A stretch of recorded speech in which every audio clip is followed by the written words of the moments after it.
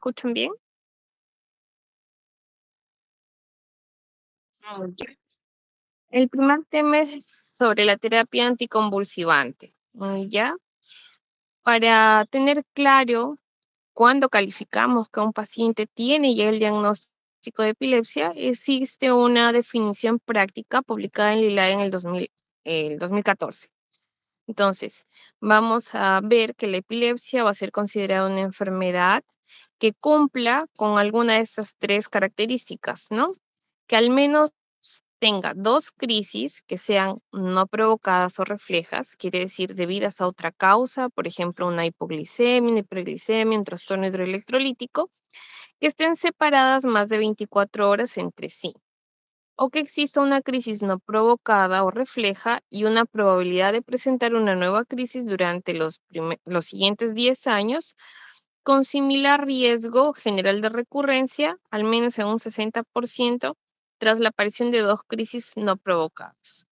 Y el tercero, que el paciente tenga un síndrome epiléptico, ¿no? Que eso generalmente está asociado a la edad pediátrica. Por ejemplo, el Lennox-Gastaut. Entonces, se va a considerar una epilepsia resuelta en los pacientes que tengan o han superado, ¿no? No haber presentado crisis durante los últimos 10 años y que no han tomado su medicación antiepiléptica durante al menos los últimos 5 años. Entonces, para definir epilepsia, también tenemos que saber qué tipo de crisis epiléptica va a presentar mi paciente. Leila presentó una clasificación en el año 2017 donde se clasifican las crisis de origen focal, anteriormente llamadas crisis parciales, las de origen generalizado y las de origen desconocido. Generalmente las de origen focal tenemos que ver si mi paciente tiene o no compromiso de su estado de conciencia, ¿no? Si está alerta o si está alerta está disminuida.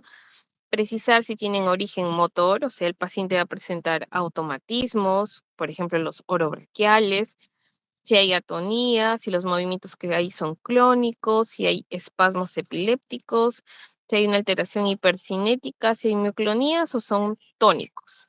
Y en el origen no motor, generalmente pueden ser autonómicos, de bloqueo de actividad, cognitivos, emocionales y sensoriales. En las crisis generalizadas también vamos a ver si son motoras, como ya las describimos hace un momento. Las típicas son las tónico-clónicas generalizadas y dentro de las no motoras van a estar las ausencias. Puede ser ausencia típica, típica, mioclónica, mioclónica palpebral. Y la gran mayoría de pacientes en realidad van a tener crisis de origen desconocido, porque no sabemos si el inicio fue motor o no motor. Entonces, determinando mi crisis epiléptica, yo voy a determinar la etiología de mi epilepsia, ¿no? Básicamente esta puede ser estructural debido a una lesión previa que ha dejado como una cicatriz, como por ejemplo los infartos cerebrales. Hay de causas genéticas que son hereditarias, que yo le hago estudios de neuroimagen y no encuentro ninguna lesión que justifique las crisis. Están las de origen infecciosa, ya ustedes más o menos han revisado, hay infecciones, por ejemplo, la tuberculosis, las bacterias, ¿no? Hongos, parásitos que pueden generar infecciones y van a desencadenar crisis epilépticas. Hay de causas metabólicas, causas inmunitarias y muchas veces pues llegamos a la conclusión haciendo todos los estudios que no hay una causa precisada, pero el paciente tiene semiología de crisis y responde al tratamiento, ¿no? Entonces son las de causa desconocida. Teniendo todo esto, ya definimos el tipo de crisis que tiene mi paciente, defino que sí tiene una epilepsia, defino cuál es la etiología, yo voy a encaminar el tratamiento de estas crisis, ¿no? En este caso, lo que vamos a usar son los fármacos anticonvulsivantes, anticrisis, antiepilépticos. Actualmente se utiliza más la denominación de fármacos anticrisis. Entonces, ¿cuál es el objetivo de estos fármacos? Pues van a prevenir o disminuir la frecuencia y la severidad de estas crisis, ¿no? La mayor parte de estos fármacos anticrisis tienen poco efecto sobre el foco epiléptico, pero lo que sí van a buscar es evitar la propagación de la descarga de estructuras vecinas normales, ¿no? Porque la gran mayoría de veces Es un foco epiléptico donde se inicia esta superexcitabilidad neuronal y de ahí va a iniciar la descarga, que muchas veces se puede quedar localizada a un foco o en otros casos puede generalizar de un lado del cerebro al otro y eso ya se conoce como una generalización. Entonces, existen cuatro principales mecanismos de acción. Uno de ellos es la inhibición de los canales de sodio, otro es la inhibición de los canales de calcio, promover la inhibición GABAérgica, inhibir la excitación glutamatérgica, ¿no? Básicamente, si hablamos de inhibición de los canales de sodio, aquí se grafica, ¿no?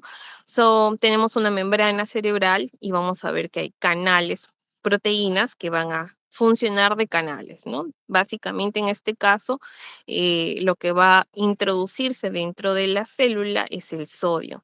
¿Qué fármacos van a bloquear estos canales? La carbamazepina, la fenitoína, el topiramato, la lamotrigina y el valproato, que son de los medicamentos más usados. ¿Cuáles son los canales que inhiben el paso del calcio? Está el valproato y la etoxuximida. Como ven, el valproato inhibe canales de sodio, de calcio hasta ahora.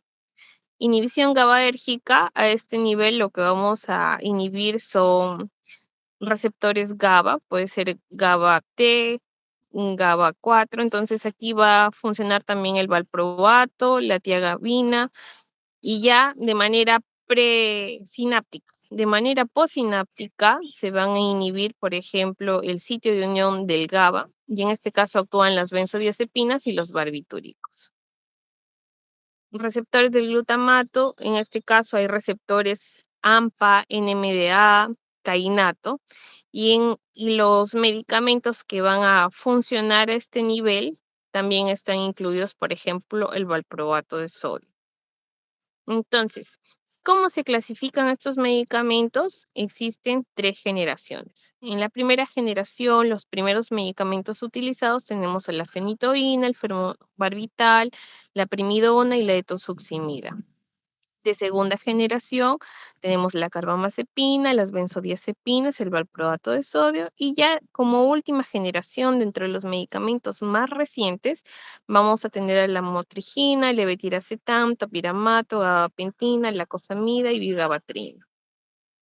Básicamente tenemos que nosotros ver, ¿no?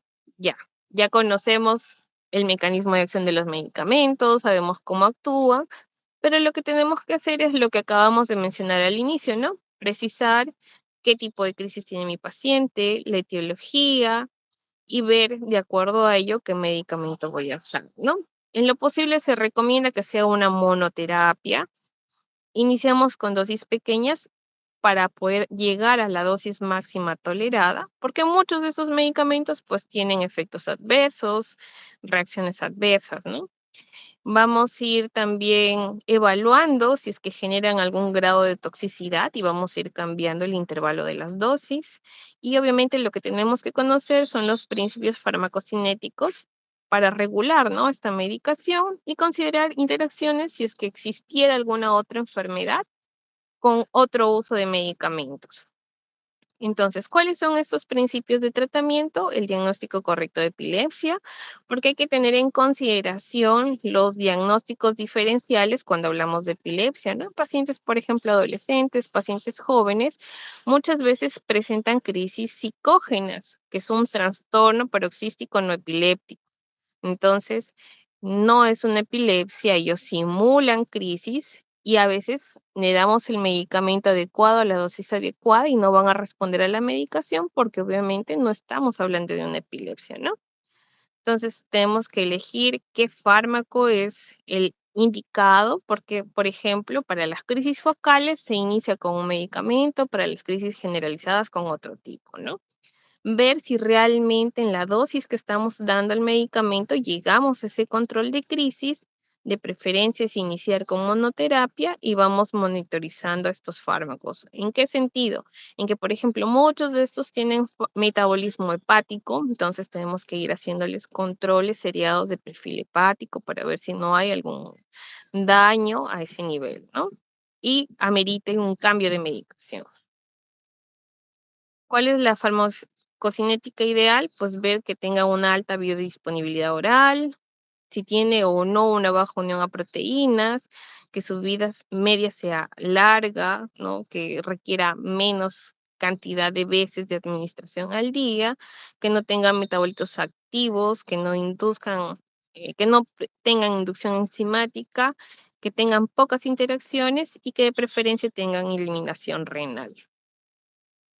Por ejemplo, aquí está la vida media de alguno de estos fármacos. Por ejemplo, quienes tienen una vida media más amplia sería el fenobarbital y la vigabatrina, ¿no?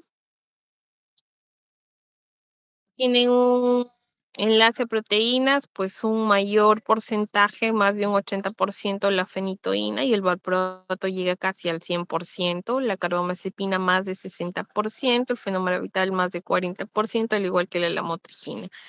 De esos medicamentos, el topiramato se ha visto que tiene menor enlace a las proteínas, por lo tanto, tiene menores interacciones medicamentosas y, bueno, hay una menor dependencia de la evaluación de su unión a las proteínas séricas. El metabolismo de los DAEs, como ven, la gran mayoría tiene un metabolismo hepático, muy poquito renal. De los últimos fármacos, de los más actuales que usamos, está el levetiracetam, que este sí tiene un mayor metabolismo renal. Entonces es una buena opción a los pacientes que tengan, por ejemplo, insuficiencia hepática o que tengan elevación de las transaminasas. Entonces sí podríamos cambiar cualquiera de estos fármacos que estén aquí en el cuadro por levetiracetam. Aquí, por ejemplo, vemos, ¿no? Está el levetiracetam, como ya lo mencionamos, el topiramato también tiene mayor metabolismo renal. La gabapentina prácticamente su metabolismo es renal, solamente que no es un medicamento de primera línea o primera opción en lo que es tratamiento de epilepsia. Entonces, por ejemplo, aquí hay medicamentos que van a agravar la crisis o la epilepsia, ¿no? Por ejemplo, si tenemos pacientes que tienen crisis de ausencia, crisis mioclónicas, atónicas y clónicas, en esos pacientes no está recomendado iniciar ni con fenitoína, ni con carbamazepina, ni con Oxcardo. Si, por ejemplo, hay pacientes que tienen crisis de ausencia, tampoco se recomienda usar fenitoína. Si hay crisis de ausencia y mioclónicas, no damos vigabatrina, topiramato, gabapentina, pregabalina, ¿no? Si hay epilepsia mioclónica severa de la infancia, no damos la motrigina. En epilepsia focal benigna de la infancia, no damos carbamazepina, fenitoína, lamotrigina. En un estatus tónico, eh, por ejemplo, en el síndrome de Lennox-Gastaut, no se recomiendan las benzodiazepinas. En un síndrome de Landau-Kleffner, tampoco carbamazepina ni lamotrigina. Y en una epilepsia mioclónica progresiva, tampoco usamos carbamazepina ni fenitoína. Entonces, como ya mencionamos, existen fármacos de tercera generación, que son los más nuevos, entonces tienen un mejor radioterapéutico, obviamente se ha logrado que tengan menos efectos colaterales, tienen mínima inducción hepática, bajo enlace a proteínas, menor necesidad de exámenes sanguíneos y de niveles séricos, hepáticos sobre todo, diferente perfil alergénico y diferentes mecanismos de acción. O sea, abarcan varios mecanismos de acción de los que ya mencionamos, por lo tanto se pueden utilizar en más tipos de crisis epilépticas. ¿Cuáles son los efectos colaterales de estos fármacos? Están los efectos relacionados a la dosis, relacionados a su uso crónico, a los de etiología idiosincrásica y a los teratogénicos, ¿no? En el caso de la población femenina en edad gestacional. Entonces, los efectos colaterales del valproato, lo principal que va a generar es fatiga y temblor. En el caso de la carbamazepina, puede dar ataxia, diplopia, fatiga, temblor, incoordinación. La fenitoína cursa con ataxia, fatiga, dificultad para concentración y genera mucha hiperplasia gingival también. Fenitoína y primidona, ataxia, fatiga, depresión, dificultad en la concentración. De la gabapentina, la principal molestia que indican los pacientes es la somnolencia, pueden haber mareos. En la motrigina, mareos, somnolencia, ataxia, parestesias, nerviosismo, genera rash también. Vigabatrina, mareos, fatiga, somnolencia, cefalea, el topiramato es muy similar a la motrigina, la tiagabina genera mareos, temblor, nerviosismo, astenia. Por ejemplo, el valproato, una de las principales limitantes es que genera mucho aumento de peso, el paciente se queja porque tiene pérdida de cabello y alopecia, y hay hiperamenorrea en la población femenina, que a veces este aumento de peso conlleva a tratar de cambiar el fármaco porque es eh, muy negativo para el paciente, ¿no? En la carbamazepina, dentro de sus efectos colaterales, pues hay rash, prurito, hiponatremia, náuseas, neutropenia. También genera mucha molestia gástrica, epigástrica al inicio del tratamiento. La fenitoína, hiperplasia gingival, hirsutismo, rash, neutropenia, ¿no? El fenobarbital, rash, enfermedades del tejido conectivo, la gabapentina, aumento de peso, la lamotrigina, rash, ¿no? Cuando su uso es prolongado. Vigabatrina, también aumento de peso, topiramato más bien ayuda con el control o pérdida de pesos, es una muy buena opción en pacientes que han tenido esta ganancia de peso excesiva por el valproato de sodio, ¿no? Y tiagabina, debilidad corporal generalizada. ¿Qué efectos idiosincrásicos se pueden presentar? Por ejemplo, la carbamazepina puede dar a granulocitosis, puede llegar a un Steven Johnson, una anemia plástica, una insuficiencia hepática, un rash dérmico, una pancreatitis, ¿no? Entonces, cuando un paciente consume carbamazepina de larga data, es muy importante poder hacer controles seriados de sus exámenes de laboratorio. Salvo que haga un Steven Johnson, que es una emergencia dermatológica, inmediatamente al hospital, pues, ¿no? La etosuximida también puede cursar con agranulocitosis, Steven Johnson, anemia plástica y rash. Fenobarbital, agranulocitosis, Steven Johnson, insuficiencia hepática, rash. La fenitoína, todos, ¿no? Igual que el valproato. Vemos que hay de los últimos medicamentos que generalmente disminuyen, ya mencionamos, ¿no? Estas interacciones, estas reacciones también, por ejemplo, gabapentina, lamotrigina, topiramato, Xcarba, generalmente la reacción que pueden generar principalmente es el rash, ¿no? Dérmico, la reacción alérgica, salvo la lamotrigina que también puede hacer Steven Johnson. Entonces, ¿cuáles son los objetivos para minimizar estos efectos colaterales? Elegir un fármaco anticrisis apropiado para el síndrome, ¿no? Con las características apropiadas del paciente y sus comorbilidades. Usar la monoterapia, como ya la mencionamos al inicio. La politerapia solamente queda relegada para pacientes con epilepsia refractaria y hay que minimizar la carga de estos medicamentos. Hay que tratar de acuerdo a la respuesta clínica del paciente, no al nivel del fármaco anticrisis, porque muchas veces también les vamos a hacer dosaje en sangre de la cantidad o concentración del medicamento. Monitoreo de las complicaciones a largo plazo y considerar su retiro cuando sea apropiado y elegir un DAE asequible, porque muchas veces la limitación del cumplimiento del tratamiento es eso, ¿no? La limitación económica por parte del paciente para poder comprar y cumplir con su medicación.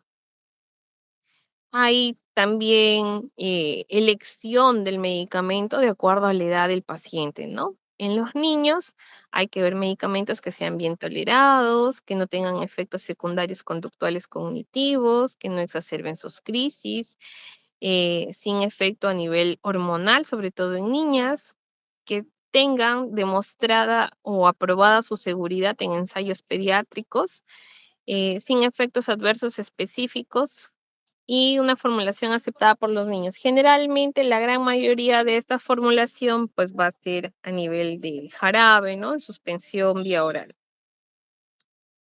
¿Qué aspectos tenemos que valorar en los niños? Por ejemplo, la carbamazepina, fenitoína, ácido valproico y fenobarbital van a cursar con casos de insuficiencia hepática, irritabilidad.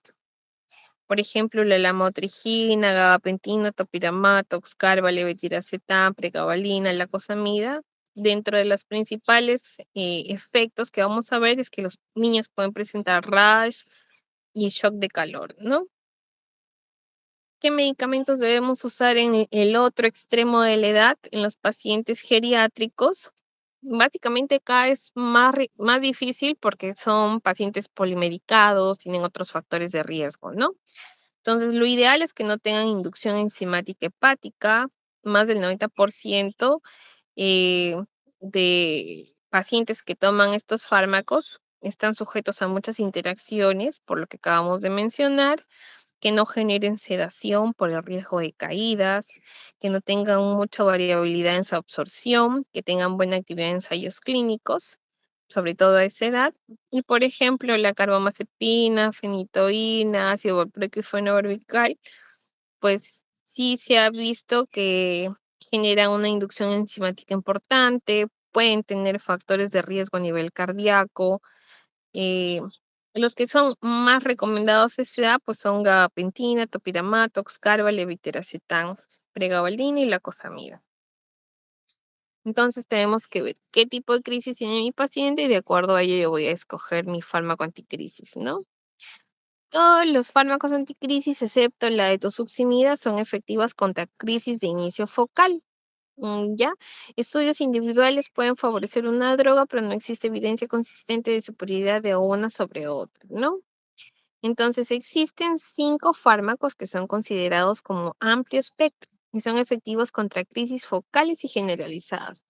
Dentro de ellas, la principal, la que más se utiliza, siempre va a ser el valproato de sodio. Otras opciones van a ser la lamotrigina, el topiramato, el levetiracetam y la socinamida, que en realidad no es muy usado por nosotros aquí en Perú. Entonces, de estos medicamentos, llévense la idea que es un buen medicamento para inicio de crisis, el valproato y el levetiracetam, y en otros casos la lamotrigina. La lamotrigina tiene el problema de que de estos fármacos mencionados es el que genera mayor rash, sobre todo en edades pediátricas. Entonces, espectro de la eficacia de los DAEs, por ejemplo, si hablamos de crisis focales y la mayoría de crisis generalizadas, pues tenemos a todas las benzodiazepinas que se utilizan de manera de rescate, como son el diazepam, el midazolam, está la fenitoína, el fenobarbital, la lamotrigina, el levetiracetam, topiramato, valproato, de los que tenemos en Perú, que son primariamente efectivos contra crisis focales con o sin generalización secundaria. Está de primera instancia aquí siempre, nuestra primera opción siempre va a ser la carbamazepina. Podemos usar fenitoína, lacosamida, pregabalina, oscarbazepina, de los que tenemos de mayor uso. Entonces, si yo hablo de un paciente que inicialmente tiene una crisis focal o una crisis generalizada, mi primera opción va a ser valproato. Pero si mi paciente de primera instancia lo que presenta primero es una crisis focal, mi primera opción puede ser carbamazepina. Por ejemplo, un fármaco de corto espectro, o sea, que solo se limita a crisis focales con o sin generalización o crisis tónico-clónicas, está la carbamazepina, fenitoína, fenobarbital, gabapentina, lacosamida, pregabalina, ¿no? O sea, básicamente solo a crisis focales. Pero si es una crisis de amplio espectro que abarca también estas crisis generalizadas, pues aquí vemos que a la cabeza siempre va a estar el valproato, el levetiracetam y la lamotrigina. Otra opción importante es el topiramato. A veces no es nuestra primera opción porque con valproato controlan mucho mejor y el otro gran factor de riesgo, perdón, factor negativo es que el topiramato tiene un costo mucho mayor, ¿no? Entonces es más difícil que cumplan la medicación. Los fármacos en condiciones especiales, por ejemplo, si mi paciente no solo sufre de una epilepsia, sino también está asociado a un trastorno afectivo como la depresión, en este paciente pues puedo usar como primera opción el valproato, otras opciones pueden ser la motrigina o oscarbazepina. Si mi paciente también está asociado a migraña, El diagnóstico puedo usar valproato y topiramato. Si son pacientes adultos mayores que van a cursar con dolor crónico, en estos pacientes va muy bien como terapia coadyuvante, no como primera opción. Por ejemplo, la pregabalina, la gabapentina, la oxcarbazepina. Carbamazepina y la cosamida sí serían primera opción de inicio de tratamiento. Si es un paciente con obesidad, obviamente voy a evitar el valproato, que dijimos que genera mucho aumento de peso, la pregabalina y la gabapentina. Si es un paciente anciano, puedo iniciar con levetiracetam, con la motrigina, otra opción es el topiramato y al final podemos dejar la gabapentina. Si son pacientes que tienen alteración renal, ¿no? Nefrolitiasis, evitar usar topiramatos o nisamida. Si es un paciente atópico susceptible a rash, pues ya mencionamos que el principal fármaco que causa mayor rash es la motrigina y en segundo lugar está la carbamazepina. De insuficiencia renal, no, lo que usamos es la motrigina y valproato. Si hay insuficiencia hepática, de primera instancia siempre va a ser el levetiracetam, otra opción es la motrigina y al final la gabapentina. Y si es una mujer con una que está en edad fértil, ¿no? Que tiene una alta probabilidad de quedar embarazada, la primera opción va a ser siempre la motrigina. Segunda opción, levetiracetam. Efecto teratogénico genera el valproato de sodio, la carbamazepina, la fenitoína. Entonces, se tienen que evitar. Interacciones de estos fármacos, pues hay que ver que con otros medicamentos, sobre todo en la población geriátrica, se utilizan antiplaquetarios. Van a aumentar, la aspirina aumenta la fracción libre del valproato, la ticlopidina aumenta los niveles de fenitoína y carbamazepina.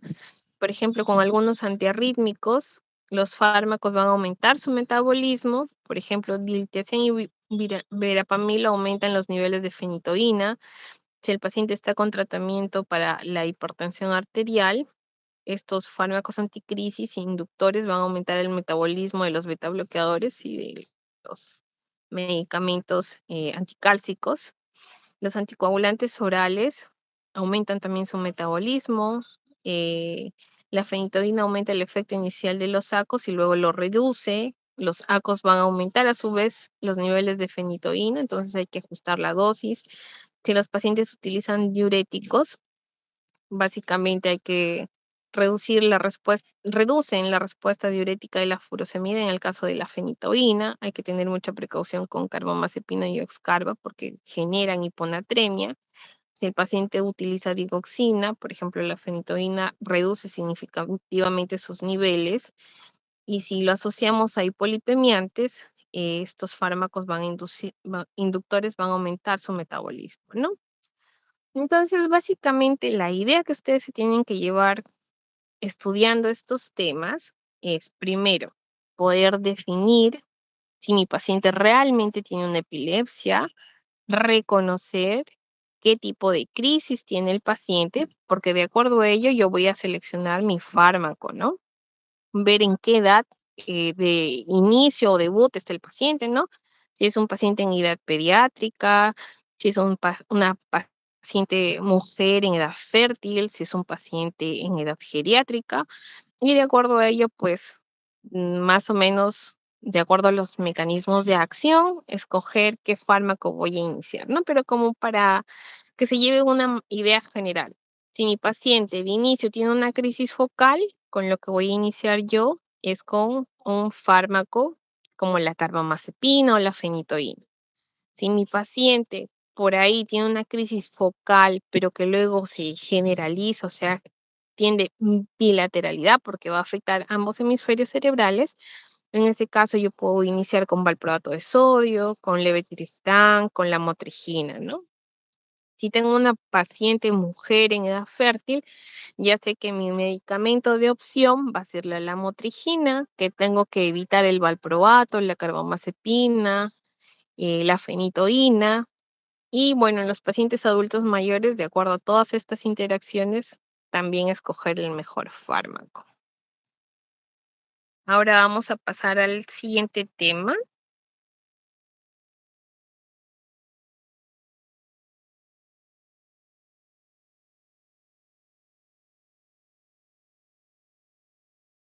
Voy a poner ahora la presentación.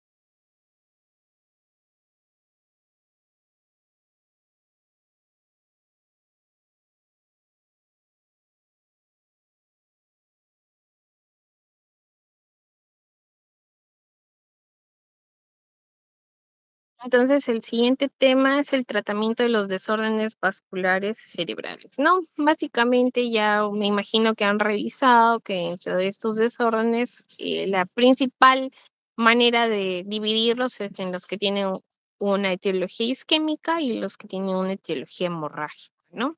Vamos a partir con esta clasificación. Cuando uno habla de una enfermedad cerebrovascular, vemos que el 80% va a corresponder a una causa isquémica, de un 15 a un 20% una causa hemorrágica y un 5% o un porcentaje mucho menor a alguna trombosis venosa cerebral. Cuando hablamos de isquemia, tenemos que ver si es un infarto cerebral, el cual puede ser causado por una angiosclerosis de grandes vasos, o hablamos de una enfermedad de pequeño vaso, o si hablamos de una etiología cardioembólica, o si hablamos de otras causas debido a otras enfermedades raras, o si tiene una etiología indeterminada. O si se trata de una isquemia cerebral transitoria que representa un 20% de los casos. Dentro de las causas hemorrágicas tenemos que hay una causa hemorragia intracerebral, intraparenquimatosa, que representa un 10 a un 15% y la hemorragia subaracnoidea de un 5 a 7%. Entonces, partiendo de esta clasificación, yo tengo que determinar frente a qué paciente estoy, ¿no? Si la causa fue una causa isquémica o hemorrágica. Existen escalas que nos permiten evaluar al paciente y determinar, por ejemplo, si estamos frente a un infarto, a un ACV isquémico, ¿no? En este caso está la escala FAS, que es lo que me va a permitir evaluar en la F, es la simetría facial, ¿no? Lo que corresponde a face, a cara. Entonces le pedimos al paciente que sonría y identificamos si hay asimetrías faciales. Luego está la A, que corresponde a lo que vendrían a ser los brazos, y pedimos al paciente que eleve ambos miembros superiores, que es lo que hacemos en la evaluación de la fuerza muscular y vemos si alguno de estos miembros cae. Evaluamos la S, que es del habla, speech, y vemos si es que el paciente tiene dificultad para articular o para responder nuestras preguntas. Y la T corresponde al tiempo, porque es muy importante. Existen pacientes que si presentan este cuadro clínico y tienen un tiempo menor a 4.5 horas, denominamos que están en un periodo de ventana y estos pacientes pueden recibir un tratamiento más agudo, que ya luego lo vamos a explicar. Entonces, ay, perdón. ¿En qué corresponde el ictus isquémico agudo? Pues vamos a tener una evaluación inicial del paciente. Vamos a ver si tienen antecedentes de riesgo, ¿no? Como fibrilación auricular, diabetes, hipertensión, dislipidemias. Es muy importante valorar el tiempo de inicio de estos síntomas para que también nos indiquen el inicio de tratamiento y qué tipo de tratamiento vamos a usar. Y vamos a aplicar la escala NIS, que es la escala que nos permite evaluar 11 ítems y de acuerdo a ello vamos a poder definir si mi paciente o no va a ser candidato a una reperfusión al uso del Alteplaz, ¿no? Que lo que va a lograr es disolver el trombo a ese nivel, ¿no? Del vaso arterial cerebral ocluido. Entonces, iniciamos con el nivel de conciencia. Aquí al paciente le vamos a pedir, bueno, vamos a ver si está alerta, ¿no? Vamos a hacerle preguntas, por ejemplo, como la edad y el mes, y le vamos a indicar que haga órdenes, por ejemplo, como abrir, cerrar los ojos o abrir o cerrar la mano que no tenga el déficit motor. Y como ven, cada uno va a tener un puntaje. Vamos a evaluar lo que es la mirada conjugada, o sea, vamos a ver si hay alguna afectación de algún nervio oculomotor, los campos visuales, determinar si hay algún grado o no de hemianopsia o si es que el paciente presenta una ceguera total, paresia facial, o sea, vamos a evaluar la simetría facial, que en este caso corresponde solamente al segmento inferior de la hemicara, ¿no? O sea, una parálisis facial central, a diferencia de una parálisis facial periférica. Vamos a puntuarla, vamos a evaluar brazo por brazo, o sea, cada miembro superior por separado, y vamos a ver, ¿no? Durante 10 segundos yo le voy a pedir a mi paciente que eleve el brazo y voy a ver.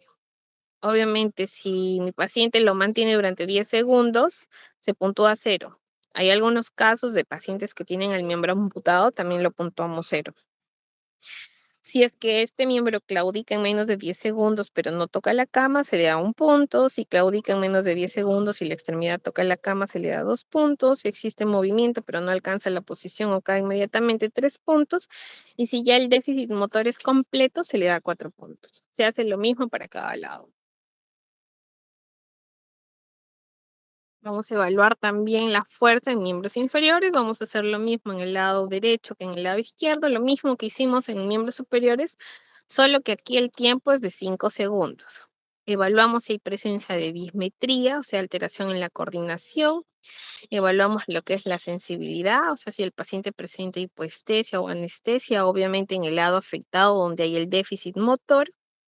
Evaluamos el lenguaje, si hay algún grado de afasia, si es que existiera la disartria, que no es lo mismo que afasia, y evaluamos la extinción o negligencia, ¿no?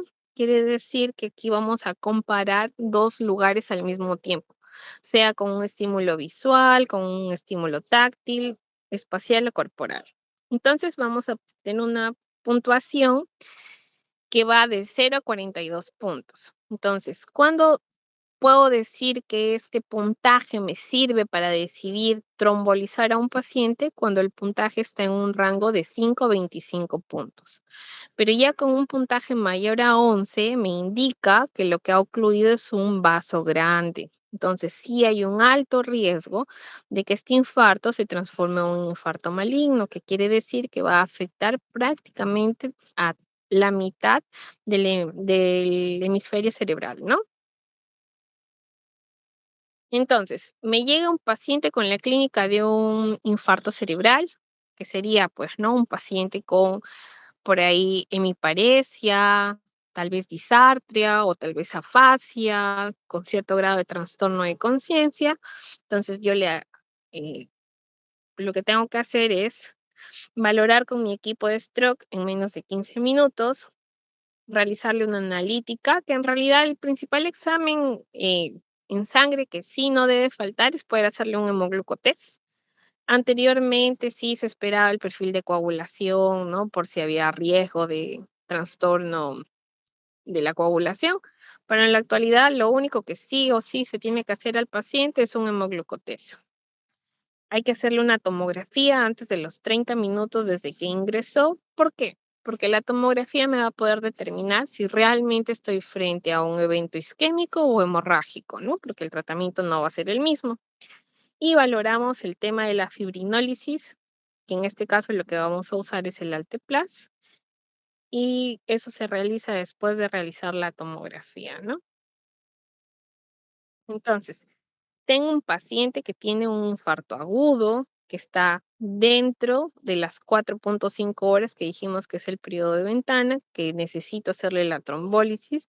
Entonces, en este paciente tengo que poder eh, mm, adecuar, ¿no? Una buena oxigenación, ponerle una vía, tengo que hacerle monitorización cardíaca. Obviamente la vía intravenosa se coloca en el brazo no parético. La saturación de mi paciente tiene que ser mayor a 94%.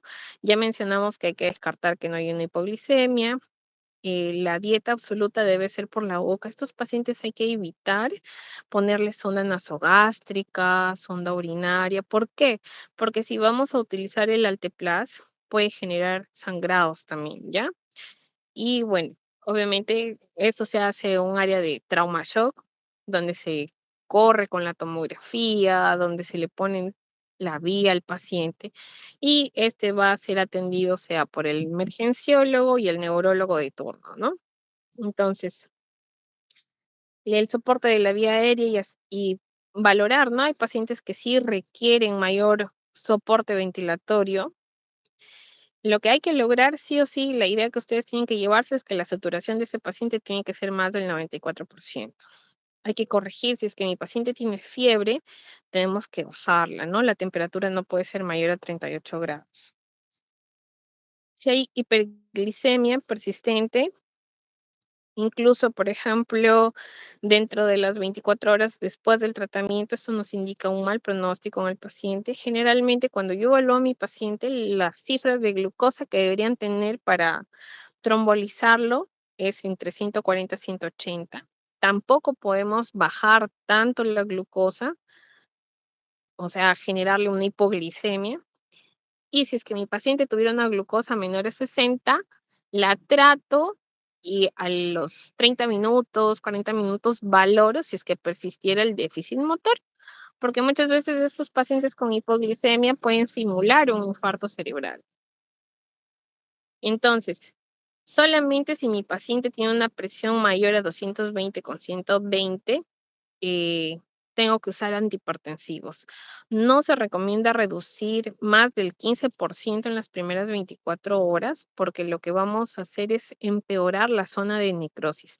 Recuerden que cuando hay un infarto cerebral, hay una zona central que se denomina el core, que es la zona que ya se está necrosando, que ha dejado de recibir oxígeno.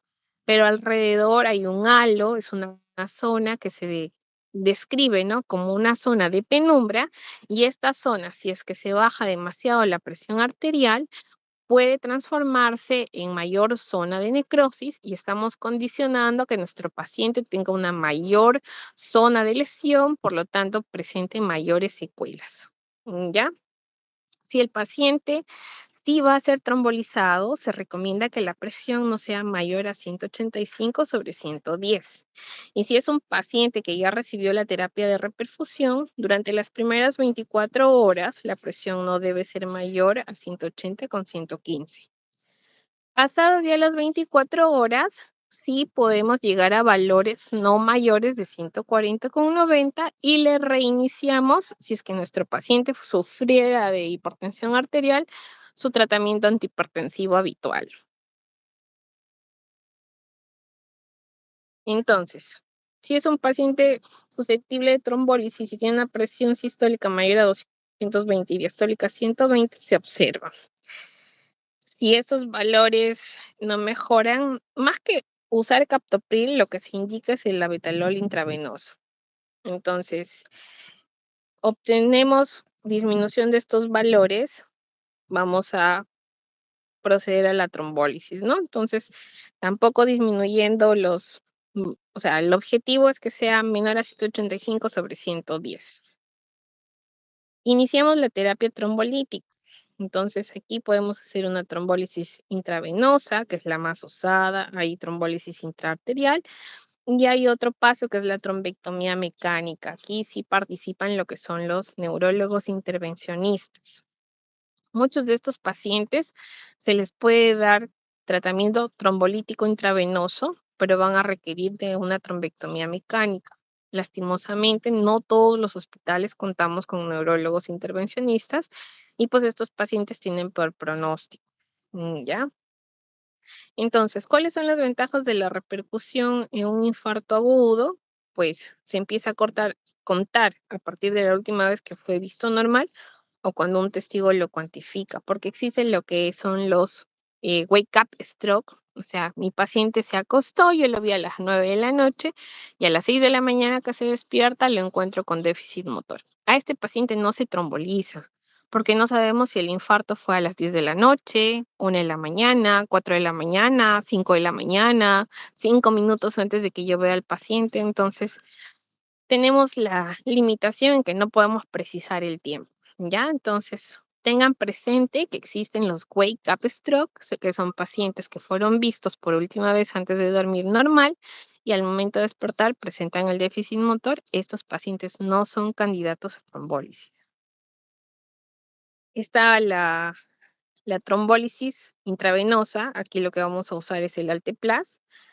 El tiempo estándar es que no sea mayor a 4.5 horas. Se hicieron estudios anteriores donde hacían un tiempo de 3 horas, de 3 horas a 4 o 5 horas, pero se precisó al final la evidencia de que no hubo mayores complicaciones o sangrados en los pacientes con mejor respuesta en un tiempo máximo de 4.5 horas, ¿no? Entonces, ¿cuándo voy a contraindicar esa trombólisis? Si mi paciente tiene una hemorragia, por eso hago la tomografía y preciso si es que hay signos de infarto o lo que tiene mi paciente es un sangrado. Si es que hay evidencia de compromiso isquémico extenso, hay signos precoces que podemos ver en los infartos cerebrales, como por ejemplo el borramiento de surcos y cisuras que comprometan toda la mitad, o sea, todo el hemisferio cerebral, ¿no? Eh, o si es que ha tenido un infarto previo, un TEC severo previo, una cirugía intracraneal, espinal, una cirugía mayor en realidad en los últimos 3 meses. Eso contraindicaría el uso del Alteplast.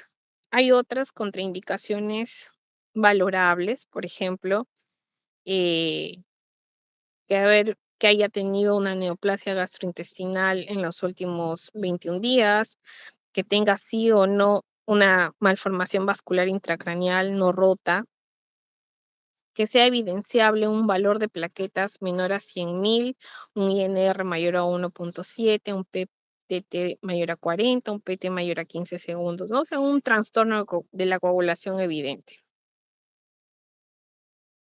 Entonces, determino que mi paciente tiene, por ejemplo, un IS de 8 puntos, tiene obviamente el déficit motor, la alteración en el lenguaje, por ahí la alteración en la coordinación, está dentro de, lo trajeron los familiares con 2 horas de evolución, o sea, está dentro del periodo de ventana.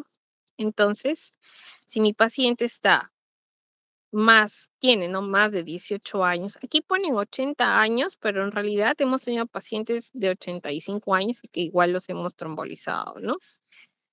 Tenemos que evaluar si hay o no antecedente de un infarto previo. Si es que su NIS fuese mayor a 25, tampoco lo trombolizo. Que no consuma anticoagulantes orales. Que no veo evidencia de un sangrado en la tomografía, yo indico mi trombólisis, ¿no? Entonces, aquí lo que voy a usar es el RTPA intravenosa, una dosis de 0.9 miligramos por kilo, la dosis máxima es 90 miligramos, el 10% se aplica en bolo en 1 minuto y el resto una infusión continua de 1 hora. Obviamente, este paciente tiene que estar en una unidad de cuidados intensivos o una unidad de stroke o en trauma shock en el peor de los casos, ¿no? Porque el paciente necesita monitoreo. Si es que durante la infusión mi paciente presenta cefalea severa, náuseas, vómitos, hipertensión arterial aguda o empeoramiento del examen neurológico, quiere decir que yo le hago el NIS a mi paciente y veo que hay un aumento de 4 o más puntos, hay que suspender la trombólisis y hay que hacer una tomografía de emergencia. Entonces, yo a mi paciente le hago un NIS inicial y luego cada 15 minutos durante la infusión. Y en las primeras 2 horas posterior al finalizar la trombólisis, ¿no? Luego cada 30 minutos durante las siguientes 6 horas y luego cada hora hasta completar las 24 horas de tratamiento. ¿Por qué hago el NIS?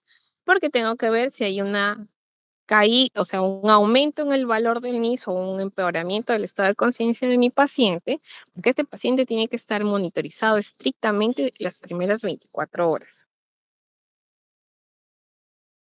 Entonces, lo que hay que hacer, si es que la presión arterial está elevada, ya dijimos que podemos usar la Betalol en infusión endovenosa, perdón, endovenoso, para mantener una presión menor a 180, la presión sistólica, y a 105, la presión diastólica, ¿no?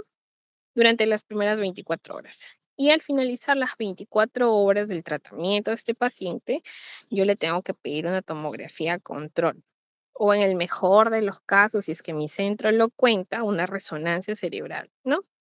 Y recién ahí, después de las 24 horas, yo voy a iniciar mi tratamiento, ya sea con antiplaquetarios, en el caso de los pacientes que la etiología más probable sea una causa aterotrombótica, o de anticoagulantes, en el caso de que la etiología sea una fibrilación auricular, o sea, una causa cardioembólica. ¿Cuáles son los controles post-trombólisis? Pues estos pacientes deben continuar en una unidad de cuidados. Las funciones vitales, como ya dijimos, tienen que controlarse cada 15 minutos durante las 2 primeras horas, cada 30 las siguientes 6 y después cada hora hasta cumplir 24 horas.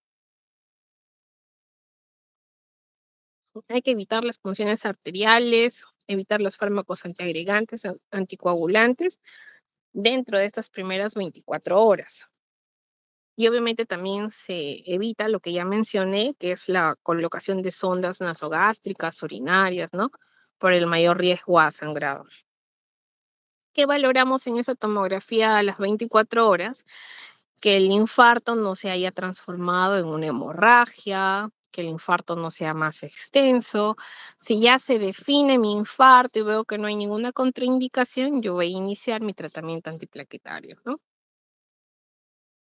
Hay pacientes a los que se les puede hacer una trombectomía mecánica. En este caso puede ser dentro de las 6 horas de iniciado los síntomas. Incluso estos pacientes inicialmente reciben una trombólisis intravenosa y luego van a trombectomía mecánica, ¿no? Lo que se hace es una recanalización de estas arterias. A veces se utilizan stents, que lo que van a permitir es pues que se retraiga el trombo y que las paredes se extiendan. Básicamente pueden también tener esos pacientes, como ya dije, terapias solas o combinadas, hasta el 43% de los pacientes y un 64% con alteplasa adicional. Generalmente estos pacientes, pues, tienen que tener varias características. Obviamente no tienen que tener trastornos de coagulación. El tema de las cirugías previas también es valorado en estos pacientes, ¿no? Porque si no, no sería factible poder realizarlo. Entonces, ¿cómo? Ya, yo ya tuve mi paciente, recibió trombólisis. ¿Y qué hago yo después de esas 24 horas? Voy a iniciar mi previsión secundaria. O en el peor de los casos, que es lo más común, llega un paciente que ya tiene, pues, más de 20 más, por ejemplo, pueden llegar con más de 24 horas, a veces los familiares se acuerdan y los traen al segundo, tercer día de haber tenido el infarto cerebral. Obviamente, estos pacientes ya no van a ser candidatos a trombólisis, y en ellos lo que vamos a iniciar es la prevención secundaria, ¿no? ¿Qué utilizamos? Si yo considero que la probable etiología es aterotrombótica, voy a usar antiplaquetarios. En este caso, lo que se recomienda es usar aspirina de 100 miligramos una vez al día. Si mi paciente a veces ya vino al tercer día, no lo voy a trombolizar, le puedo dar una dosis de ataque. Se recomienda usar hasta 300 miligramos de aspirina en ese día y luego ya 100 miligramos al día cada 24 horas, ¿no? Por ejemplo, también se usa lo que son las estatinas. Entonces, para que se lleven una idea, no solamente es ayudar a reducir los valores de colesterol, triglicéridos, sino que las estatinas tienen un factor destabilizador de placa. También tienen un efecto antiinflamatorio, antioxidante y neuroprotector. Entonces, se recomienda iniciar con una dosis de 80 miligramos al día, pero valoramos, ¿no? Entre 40 o a veces 20, porque evaluamos los niveles de LDL. En realidad, se sugiere que el valor de LDL control sea menor a 100, pero en algunos casos el objetivo es reducirlo incluso hasta 60 miligramos por decilitro. Entonces, pasan las 24 horas, veo que el infarto no ha tenido transformación hemorrágica en un paciente trombolizado, yo le voy a iniciar a este paciente, ya dijimos la aspirina, 100 miligramos al día, cada 24 horas, de por vida, asociado a las estatinas, en este caso a atorvastatina, valoro la dosis, ¿no? Puede ser 40 miligramos, 80 miligramos, una vez al día por las noches, también de por vida, ¿ya? Eso es algo importante que tienen que tener que fijar ustedes. Ahora vamos al otro extremo, al ictus hemorrágico, que en realidad pues tiene, ya dijimos, una incidencia mucho menor, puede corresponder solo a un 15 o un 20%, determinar si es intraparenquimal, si es subaracnoideo, o sea, debido a la rotura de alguna malformación arteriovenosa, un aneurisma, ¿no? Y básicamente, aquí vamos a ver si es que la hemorragia fue relacionada, asociada a anticoagulantes, ¿no? Entonces, lo que vamos a hacer aquí es suspender inmediatamente la anticoagulación y vamos a valorar si, por ejemplo, el perfil de coagulación de este paciente y vemos el valor del INR, ¿no? En este caso, si es que es un INR mayor a 2, lo que vamos a tener que hacer en estos pacientes es poder utilizar el plasma fresco congelado, ¿no? Para poder ir reduciendo estos valores de INR. Entonces, lo que vamos a usar es este plasma y lo que vamos a obtener es una disminución más rápida, o sea, un 65% en las primeras 3 horas versus a un 9% en las primeras 3 horas si es que utilizáramos el factor de protonina concentrada. Básicamente, aquí vemos si es que está asociado a una ruptura espontánea o alguna alteración de la administración de la vitamina K. En este caso, lo que vamos a buscar es, luego de disminuir el INR, es necesario administrar vitamina K para corregirlo, evitar el incremento posterior del INR, vamos a evaluarlo, lo vamos a monitorizar, ¿no? Cada 12, 24 horas, y eso lo que vamos a conseguir es evitar el aumento del volumen del hematoma intracerebral. Entonces, yo tengo a mi paciente, ya veo que tiene el sangrado, lo que voy a determinar es su perfil de coagulación, voy a ver estos valores de INR, entonces, ¿puedo disminuir ese INR con el plasma fresco congelado? Sí. Posterior a ello, ¿qué tengo que hacer? Es administrar vitamina K y hacerle controles seriados cada 12, 24 horas, ¿no? De este perfil de coagulación. Por ejemplo, también es necesario utilizar el concentrado de protrombina para disminuir esta extensión de hemorragia, sí. Ya dijimos que es necesaria la corrección rápida de este INR de 10 a 20 unidades por kilo y se sugiere, pues, el objetivo es alcanzar un INR menor a 2, ¿no? Básicamente, generalmente estos pacientes que han utilizado inhibidores del factor de coagulación 10A, los fármacos anticoagulantes, eh, es factible, ¿no? Obtener un medicamento que inhiba este medicamento anticoagulante, por así decirlo, ¿no? En este caso, el Andexanet alfa se puede utilizar luego de 18 horas de consumo de estos factores que inhiben el factor de coagulación 10A y esto va a disminuir la mortalidad de este paciente, ¿no? Entonces, se logra disminuir el volumen del hematoma luego de 12 horas.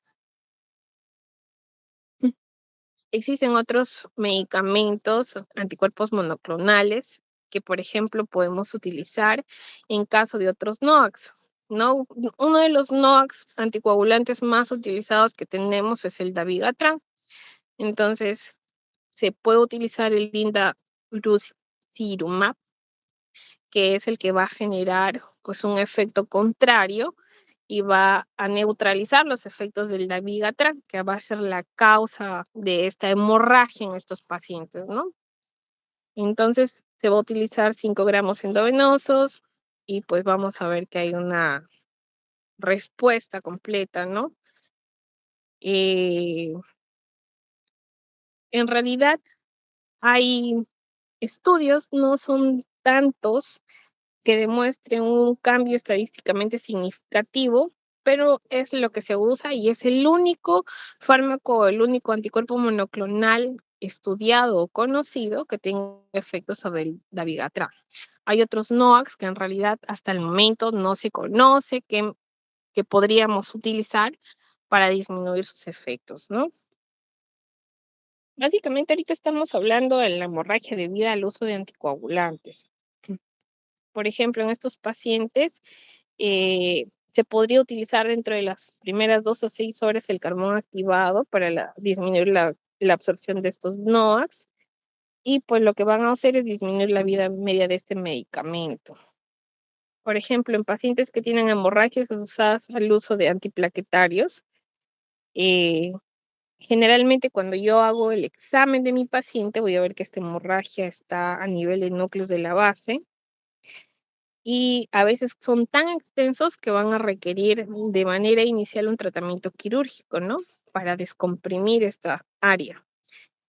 Y básicamente aquí ya sabemos que la aspirina, por ejemplo, tiene un gran factor de transformar. A veces estos pacientes inicialmente lo que presentaron fue un infarto isquémico, se les dio aspirina tal vez sin hacerle la tomografía o se les dio aspirina antes de las 24 horas de control postrombólisis y lo que vamos a generar en estos pacientes es una hemorragia, ¿no? Entonces, siempre vamos a valorar la extensión y si es que va a meritar, ¿no? Algún tratamiento quirúrgico. Mm. Hemos visto que también hay otros fármacos antiplaquetarios como la desmopresina que están asociados a la expansión del hematoma, no va a disminuir el hematoma y no mejoran el pronóstico. Básicamente, la idea que se tiene que llevar a un paciente que tiene una hemorragia intracerebral es la causa, ¿no? Si ya dijimos es una causa intraparenquimal, generalmente va a estar asociado a hipertensión arterial. Entonces, ¿qué es lo que tengo que hacer con estos pacientes dentro de las primeras 24 horas? La principal indicación en estos pacientes sí es controlar la presión arterial. En ellos sí tenemos que disminuir la presión arterial. Lo podemos hacer con la betalol en bolo, en infusión, durante las primeras 24 horas y luego ya reiniciamos sus fármacos antihipertensivos a las dosis habituales, ¿no? Luego, si es que fuese una causa, por ejemplo, por una ruptura neurismática, por una malformación arteriovenosa, obviamente la evaluación va a tener que ser por neurocirugía. Y ellos valorarán, dependiendo de la zona en la que se encuentre ese sangrado, si es que se puede o no hacer la reabsorción de sangre o se tiene que hacer una craneotomía descompresiva para liberar, ¿no? Este edema que se va a producir a nivel cerebral. Obviamente, todas las medidas de neuroprotección que ya mencionamos que se cumplen en lo que es el infarto isquémico, como es saturación mayor a 94%, temperatura menor a 38 grados, que la glicemia de mi paciente esté entre 140 y 180 miligramos por decilitro y buscar reducir las cifras de presión arterial, ¿no? Y obviamente estos pacientes también van a estar en una área de cuidados críticos. ¿Qué pasa con el sangrado? El sangrado va a ser evidenciado en la tomografía, existen escalas que nos permiten determinar el volumen y de acuerdo a ello el pronóstico del paciente, pero ese sangrado no se reabsorbe fácilmente, o sea, si el paciente está estable, ya controlamos la presión arterial o si necesitó algún tratamiento quirúrgico, pues lo vamos a mantener hospitalizado hasta que el paciente logre controlar la presión arterial. Y luego lo único que va a tocar hacer con este paciente son controles posteriores para poder ver si se han controlado los factores de riesgo. O sea, el manejo por la parte aquí del neurólogo básicamente es de poder hacerle el seguimiento. No existe pues un tratamiento medicamentoso definitivo, como por ejemplo la prevención secundaria que sí usamos en los infartos isquémicos, pero sí nuestro seguimiento va controlado a los controles por medicina física, sus controles por cardiología. Si fue una hemorragia debido a algún anticoagulante, igual, obviamente si está tomando un anticoagulante es porque tiene una causa. Lo más probable es que tenga una fibrilación auricular. Entonces, igual, a pesar de que haya habido un sangrado, vamos en algún momento a valorar reiniciar este anticoagulante, ¿ya? O si, por ejemplo, inicialmente fue un infarto, lo que tuvo fue una lesión isquémica y se transformó en hemorrágica, obviamente vamos a tener que hacer un seguimiento para valorar reiniciar su tratamiento de prevención secundaria con su antiplaquetario de todas maneras. no quiere decir que porque haya habido un sangrado se vaya a suspender la medicación, sea con antiplaquetarios o anticoagulantes. Entonces, bueno, hoy hemos abarcado 2 temas extensos. Yo los invito a que sigan leyendo, a que sigan revisando tanto el tratamiento para los pacientes con epilepsia como el tratamiento para los pacientes con enfermedades vasculares. Si por ahí les queda alguna duda, pues el día a día en las prácticas traten de hacerle llegar sus inquietudes, sus consultas a sus médicos que los guían para que puedan absorber la mayor parte de las dudas. Por mi parte, ya eso sería todo por el día de hoy. No sé si tienen por ahí alguna pregunta, alguna duda.